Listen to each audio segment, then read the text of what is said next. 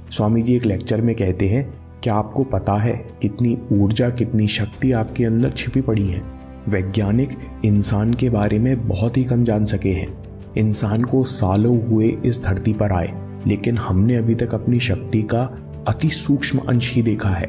Only infinitesimal part of man's power has been manifested till now. इसलिए कभी भी अपने आप को कमजोर मत समझना, क्योंकि तुम्हारे पीछे असीम शक्ति और आनंद का महासागर है।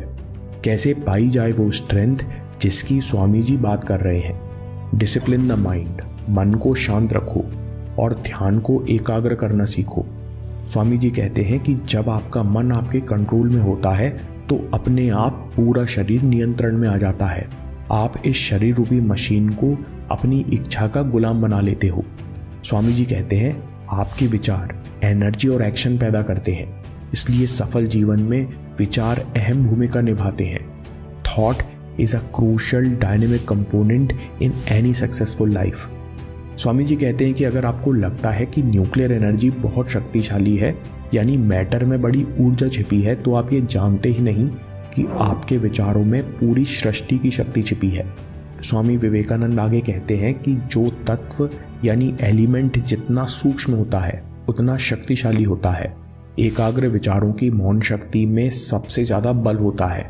इसलिए जिस इंसान का मन एकाग्र और मौन रहता है वो बड़ी आसानी से स्थितियों को प्रभावित कर लेता है। दोस्तों, आज तक आपको सबसे ज्यादा साहस किसने प्रदान किया? इस पर ध्यान देंगे तो पाएंगे कि आपके खुद के संकल्प ने, खुद के डिसीजन ने। जब इंसान खुद की ताकत को भूलता है तो कमजोर महसूस करता है। मन को एकाग्र करने का क्या तरीका है? स्वामी जी एक लेक्चर में कहते हैं कि अपने आप को सर्वोच्च आदर्श से भर लो। जो भी करना चाहो उस पर अच्छी तरह विचार करो। जब आप ऐसा करते हो तो आपकी सोच और बुद्धि अपने आप प्रखर होती है, जिस कारण आपके एक्शन अपने आप सशक्त होते हैं। दोस्तों, स्वामी जी कहना चाहते हैं कि अगर आपका पर्पस नाम और पैसा कमाना है तो इसे और बड़ा कर लो।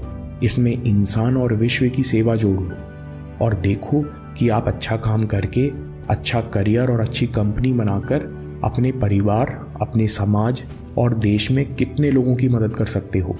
ऊंचे उद्देश्य से आपकी फीलिंग चेंज होती है।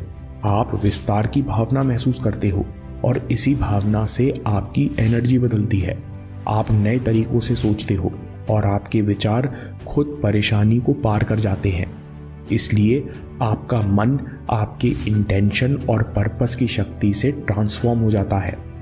कुछ बड़ा करने की भावना हम सब अपने जीवन में कभी ना कभी महसूस करते हैं, लेकिन इसे लंबे समय तक बनाए नहीं रख पाते।